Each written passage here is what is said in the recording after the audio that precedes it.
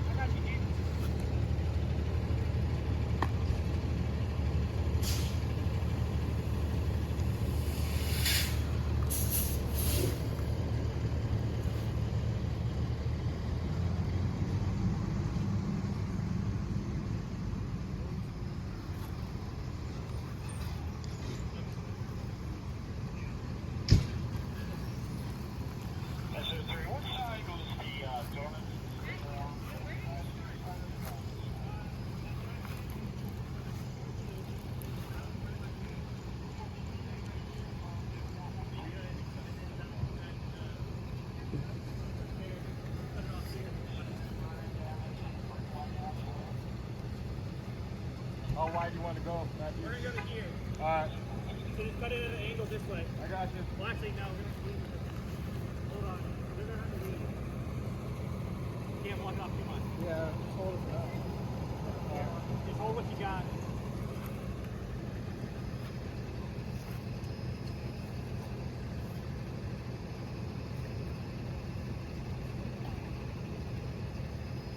live here? I live around the corner. Which one? You live this way? Down there. Okay. While we're doing all this, sir, do you mind going about Okay, I'll talk that way? I'll talk All right. How are you? All right. So unless you want this stuff to be impounded as evidence, I suggest you stop recording. What's your name, sir? Deputy Craver with the Hillsborough County Can I Sheriff's get a Office. little closer so I can get a picture Yeah, of your... sure, absolutely. Would you like me to And impound all that? what's your ID number? 242967. And you said you're going to impound my cameras if I Yes, don't because leave? right now this is an active crime scene, and this is subject to impound for evidence. And you were at the Hillsborough or Pasco? Hillsborough County Sheriff's Okay, Office. you'll be getting a complaint. Okay, that's fine, sir. I'm just informing you so you can make an informed decision. That's it. Watch your footing. I wouldn't want you to get hurt. I was recording on my cell phone, my camcorder, and my 360 camera. But this footage is from my phone. It takes better video at nighttime. But I decided to stop recording on my phone so that I could call my wife and let her know that I might be going to jail. After I got off the phone with her, I ended up starting a live stream. In case I did get arrested, it would be live streamed to my channel. If you want to see the rest of that video and you're watching on YouTube, I'll try to remember to put the link in the description. If you're watching on Facebook, you'll probably have to go to YouTube and watch this video. You'll find it in my live stream feed. I'll try to put a link in the comment section. I wanted to file this complaint in person, so I went to the District 2 office where Deputy Craver is stationed out of. And I really wanted to hand it over to the Internal Affairs Department because I didn't trust his direct supervisor, who was probably there at the scene with this complaint. And when you see the outcome of what happened when his direct supervisor, Sergeant Snyder, you'll see why.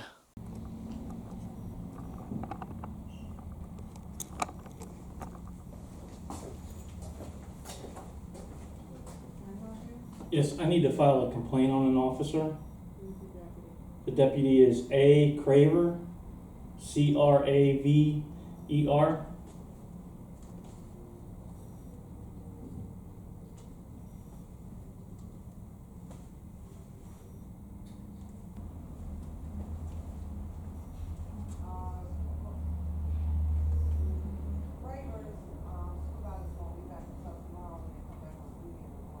So there's no one else I can make a complaint to?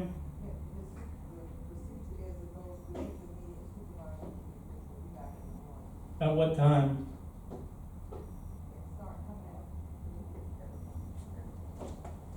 It's nighttime, I believe.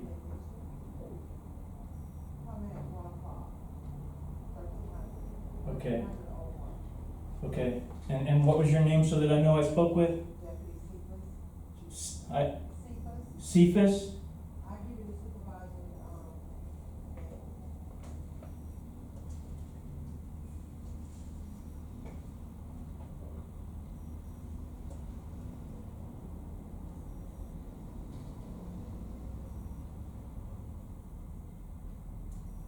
Where's Internal Affairs at? That's probably where I want to go. I'd rather go there because I don't trust his supervisor. I'm sure his supervisor was there on scene when he violated my rights. Can you give me the address? I'm sorry to inconvenience you. I'd still like his supervisor's name, though. I'd still like his name, but I want the address to Internal Affairs too, because I prefer to make this complaint directly to Internal Affairs. Internal Affairs.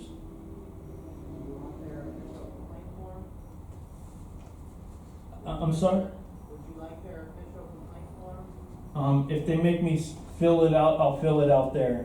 Okay. I appreciate it though.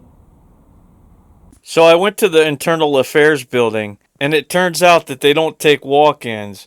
I guess they only make appointments. So the security guard here eventually gave me the number to the Internal Affairs Department. I called and spoke with the lady, and she told me that I could go online and fill out the complaint, and assured me that the Internal Affairs Department would be reviewing this complaint. That didn't happen though. How Hi. you doing, sir? All right. Here's the information for that.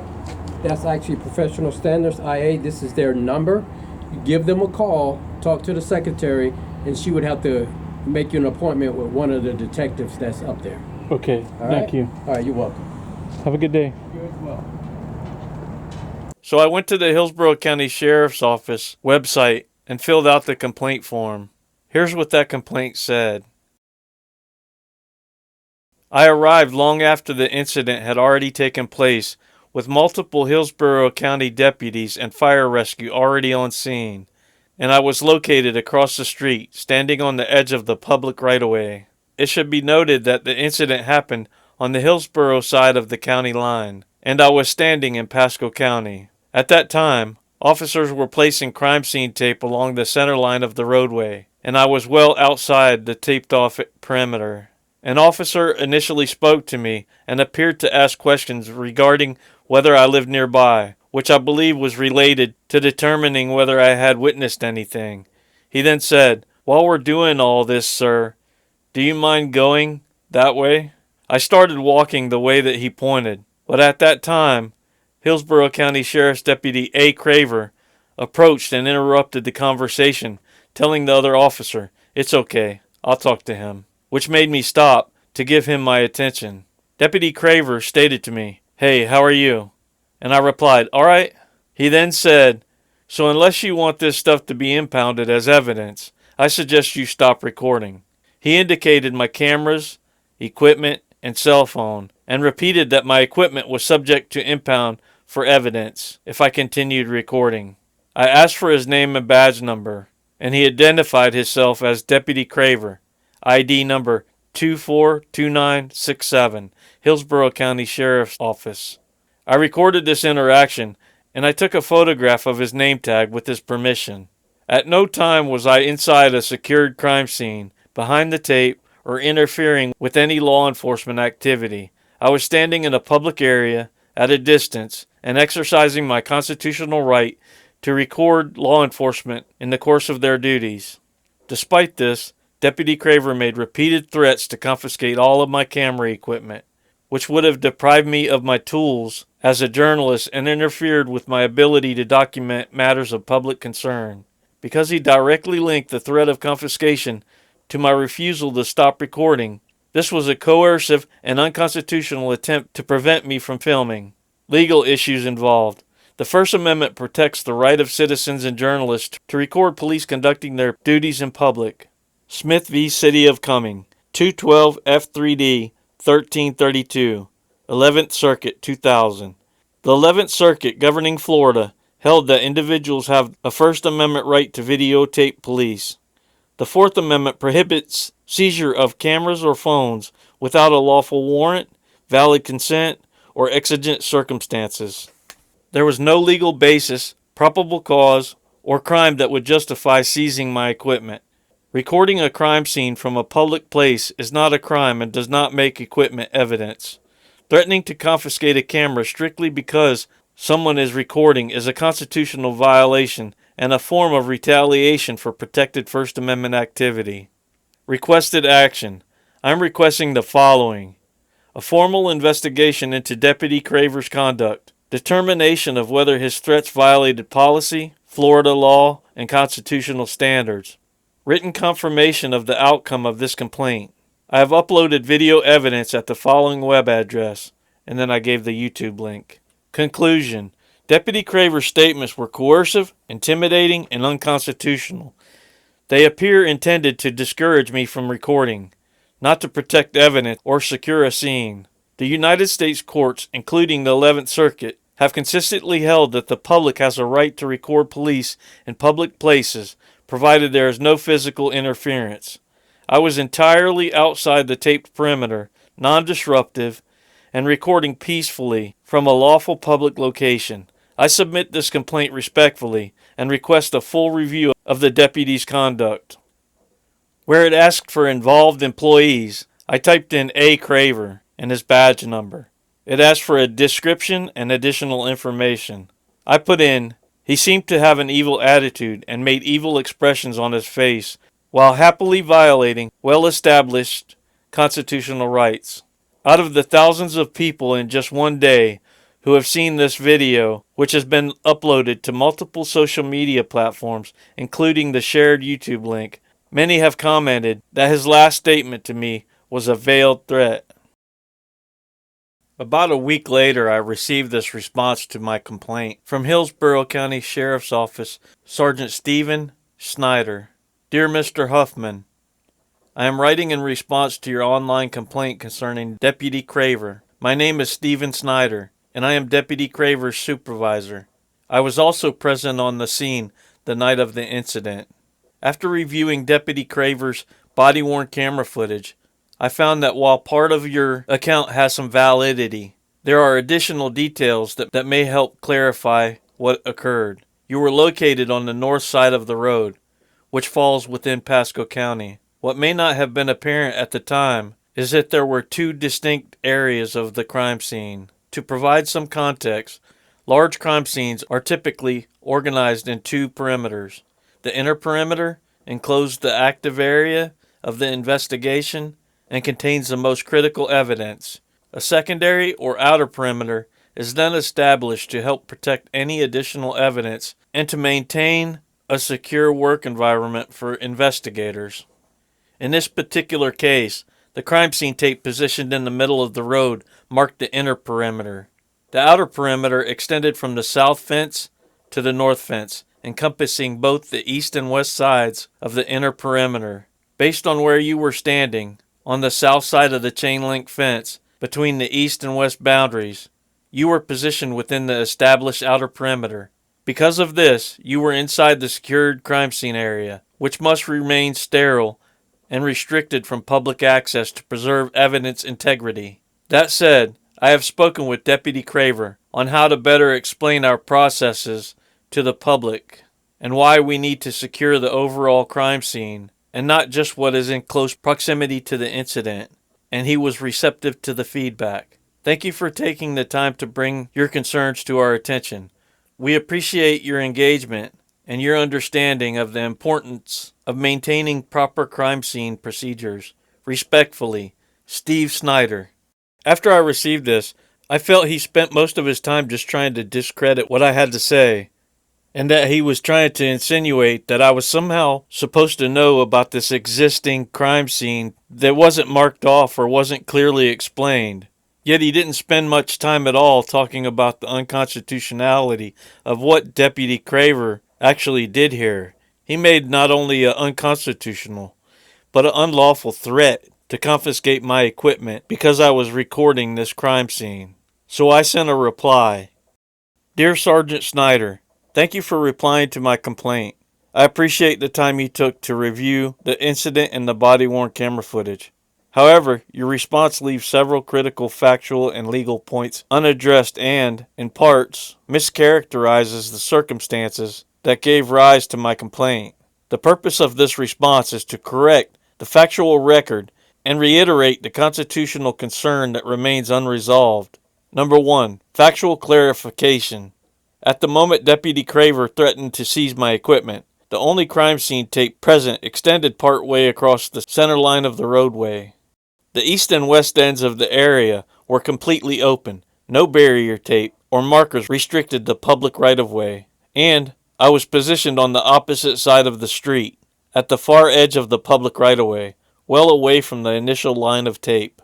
Before Deputy Craver approached, another deputy had politely asked me to move that way, and I was actively complying when Deputy Craver stepped in and interrupted to issue the threat to impound my cameras and equipment unless I stopped recording. Even if the area where I stood was considered part of the broader outer perimeter, that perimeter was not marked, taped, posted, or otherwise communicated to me in any form. There were no visual indicators, no verbal warnings, and no explanation of an expanded boundary. A crime scene boundary that is neither clearly marked nor clearly expressed cannot serve as a lawful notice that a member of the public is within a restricted zone. Only after I withdrew several houses down the street did officers later extend the tape across the entire roadway, finally creating a visible, defined perimeter, which I suspect was only done to prevent me from recording. 2. Core issue ignored. Threat of unlawful seizure. My complaint was not about where a perimeter might later have been. My complaint was not about where a perimeter might later have been placed.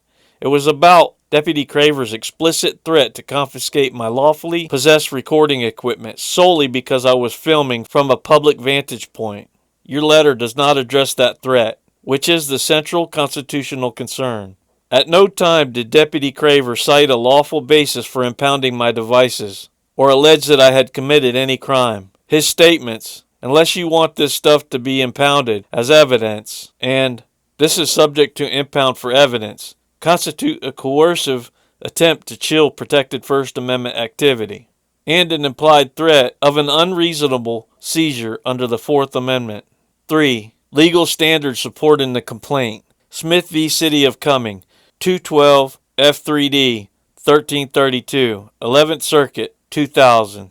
Affirms the public's right to record police performing their duties in public places. Crocker v. Beatty, 995 F3D 1232, 11th Circuit, 2021. Holds that warrantless seizure of a phone used to photograph a crash scene violated the Fourth Amendment. Police cannot treat recording devices as evidence without probable cause. Under these authorities, Deputy Craver's statement had no lawful foundation and directly interfered with constitutionally protected news gathering. 4. Due process and policy concerns. Your explanation that I was within an undefined outer perimeter fails to justify the threat or the omission of any warning that such a perimeter even existed. The law requires clear, objective boundaries for restricted areas. A perimeter that is neither visibly marked nor communicated cannot serve lawful notice of trespass or obstruction. 5. Requested action. 5. Requested actions. Re-examine this complaint with specific attention to the threat of unconstitutional seizure, not merely the spatial layout of the scene. Determine whether Deputy Craver's statements violated departmental policy and the rights established under the First and Fourth Amendments. Provide written clarification on what training or corrective action, if any, will address officers making seizure threats against members of the press or public. I have always respected the need for officers to secure crime scenes. However, that necessity does not extend to intimidating citizens who record from lawful public spaces. The issue here is not proximity. It is the misuse of authority through threats of unconstitutional confiscation. I request that this concern be properly acknowledged and investigated. Respectfully, Anthony motherfucking Huffman. It was 2 months later before I received any response from this, and it was both of their supervisor who finally contacted me, Lieutenant Pearson, the man that I had the meeting with today.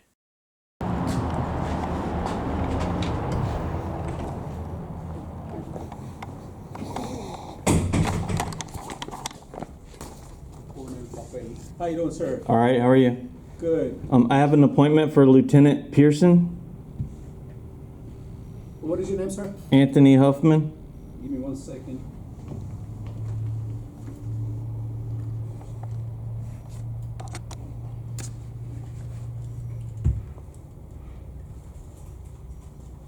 Last name? Huffman. Hoffman?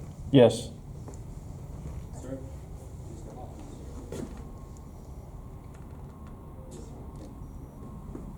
He's coming up. All right, thank you.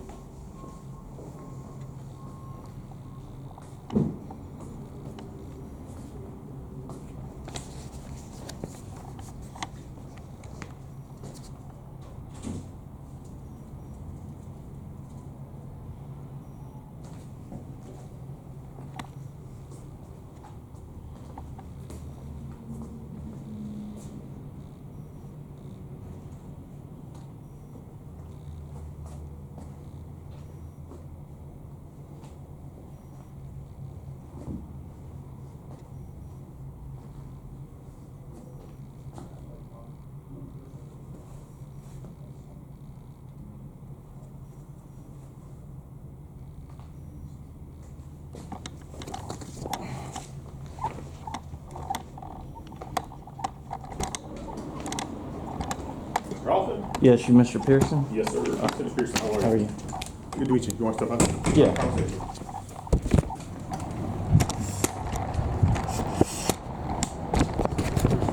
Phone has to be open. All right. I appreciate you reviewing this. Yeah, absolutely. I want to give you a second to kind of go over with me exactly what happened. Now that we're face to face, talk to me a little bit about what happened at the scene, and then I'll go over the investigation, and then we'll come to a resolution. That All works for right. you? Yeah, I heard all the sirens. I lived close by, so I walked down there and started recording. I know that they didn't know it, and I don't think you know it now, but the person that was shot was actually his stepdaughter, is my nephew's girlfriend. Oh, wow. So I actually knew these people, you know. Can't relate it. And I stayed back. I was far back. I was all the way against the fence on the other side of the road, actually in Pasco County, and because it's on the county line. And eventually they started taping off the center of the roadway, you know, on the county line. And I believe that they only moved the tape, the crime scene tape or whatever, just to prevent me from standing there and recording, you know. And an officer came up. I didn't get his name because he didn't do anything wrong, and I wasn't concerned about it.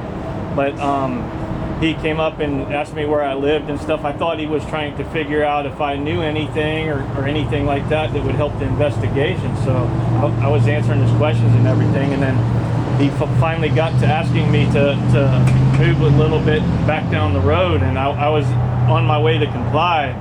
But that's when Deputy CRAVER decided to come over and butt in the conversation. I don't know how to say it other than that, you know. He kind of escalated things by actually threatening me to that he was going to confiscate my camera equipment and my phone if I didn't stop recording. And that every one of you should know that's not lawful to do, you know. And it should be part of your policy to make that clear. If it isn't, it needs to be addressed. But he basically just threatened me, and I backed up the way that I was going to go anyways. You know, he just came and escalated things, and I don't feel that it was right that he done that, you know. It just shows that he's like an aggressive deputy, and it needs to be addressed, you know. I don't know how long he's been with the force, but that's not how deputies should act, especially to someone recording, you know. If you're standing in public recording, you know, that's lawful, you know. Yes, it is. And even within 25 feet, if you're not disrupting or anything like that, interfering, you know, that's lawful, you know. Correct. And you should be able to gather matters of public interest, you know. And Yes, sir. You're correct. yeah, like that's the only thing. And So I'll tell you what happened is once the investigation was done by Sergeant Snyder, I reviewed it, and then upon reviewing it, that's when I wanted to meet with you and talk to you. You are 100% correct. You're well within your rights to record law enforcement. There's prior case law to that, which you've cited in your complaint, Yep. and you're right, and you're accurate. When it comes to securing a scene, you know, securing evidence, I'm sure you're fully aware of, it's very important for us to start setting up those perimeters, which Sergeant Snyder kind of discussed with you, the inner and the outer perimeter. And the deputy that came over to you originally and talked to you and asked you if you could step back, and you, like you said, you didn't get his name because it was polite, and you started doing that. Then I saw on the video Deputy CRAVER walked over and then made the statements that he made to you. That's where I have an issue with it, and your concerns are valid. He would not have been able to. I know he made the threat of taking your property or taking your camera and stuff like that. That is not a policy of ours that you can do that. In fact, it's a policy that you should not do that. We had supervisors on scene that should that have worst case scenario had happened, it would have stopped before he even got to the car. The supervisors, Sergeant Snyder was on scene. That would not have occurred. But even the threat of it is not okay. We've talked to Deputy CRAVER about it. I'm going to have him review the case law that you recited in your original complaint. I'm gonna have him review that and then get with me and see what else we've learned. I know Deputy CRAVER personally. I know that he made the threat, but I don't believe he actually would have done it. But even making that threat is not okay. Yeah, that's totally unconstitutional, and there's liability there. Correct, 100%. And I'm not only addressing this for myself and my own concern, you know. Correct. This shouldn't happen to anyone, and there should be policy in place. Not only policy in place, but there should be training on this. Correct, and there is. He stepped out of that boundary. But like I said, we did have supervisors on scene. Should that have occurred, which I don't believe he would have, I think he was trying to get people out of the. But that's not okay. That's not the way to do it. Yeah, and the first deputy's contact with you was the proper way to do it, and you started listening to that and moving back. Yeah, I don't believe you were there to cause any type of harm to the investigation. That's the other side that we have to look at too. We have to look at, do we think you're trying to agitate the situation, or do we feel like you're trying to impede our investigation? Which it should have been clear that I wasn't. Correct. You And know, watching the video, back absolutely. And watching the video, you were listening to the first deputy, and then Deputy Craver's interaction was not pleasant, and we are handling that side of it. And we are getting with Deputy Craver to review those policies. I don't know what your policy is either, but it needs to be clear either with tape or made clear verbally. And not only that, there should be a time limit for the person to understand and the officer to actually explain the situation and why they need to get back before, and give them time to get out of the scene before they do anything or make any threats. You know, in a perfect case, in a perfect scenario, absolutely. You have to understand too, I'm sure you've recorded quite a few incidents in your past. You also probably understand that sometimes scenes are very active or still active, and at that time deputies might not be as polite. They might be saying get back, you know, quickly, and they're trying to secure, or there's a suspect on the loose. In your case, in this individual case, that was not the situation. Yeah, even so saying get back, that's one thing, but making threats, that's not right, Correct. No, I agree. And you're not I appreciate you addressing that. Yeah, absolutely. And it is addressed with him, and like I said, I am going to have him review those. The other situation, and in no way, shape, or form is an excuse, but anytime we're on the border between us and Polk County, there's obviously two separate sides of this investigation, or Pasco. There's two separate sides of either border. Anytime we're with a bordering agency, even be with Plant City, there is communication between the two agencies to try to make sure, and so that kind of threw a loop into it as well. But your main complaint is 100% valid. It's been handled, it's been dealt with, and I will continue to deal with it. But I wanted to meet with you personally, or with the phone call. I didn't know if you wanted to meet in person, but I wanted to meet with you and let you know you're valid. Your complaint was valid. You have been heard, and he has been counseled, and I will have him review those and get back with me. That is not standard operating procedure for our agency. Our agency and our deputies we have been trained. I think. Yeah. I don't know what was going through Deputy Craver's mind at that time. He is a very good deputy. He's usually very calm, demeanored, a little bit out of character for him. So I apologize for that, but you are 100% correct. There should be no threat of taking any type of footage. Yeah, that should be something that should be not only trained once or whenever, it needs to be. And it is like trained every like 6 months or so. So we have in-service yearly, and throughout our in-service, we have our training division has certain different blocks that will come on a rotation, whether it be every year, whether it be every 18 months, whether it be every 2 years, and it comes up. And this is part of it. We get briefed by our legal division at almost every in-service, and this has come up. So, like I said, everybody has bad days. Everybody makes bad decisions sometimes. Deputy Craver as a whole is a very, very good deputy. Never really had too many complaints on him. It's just a bad situation and one that shouldn't have gone the way it did. Yeah. Well, I had some questions and everything, but I think we've answered all of them.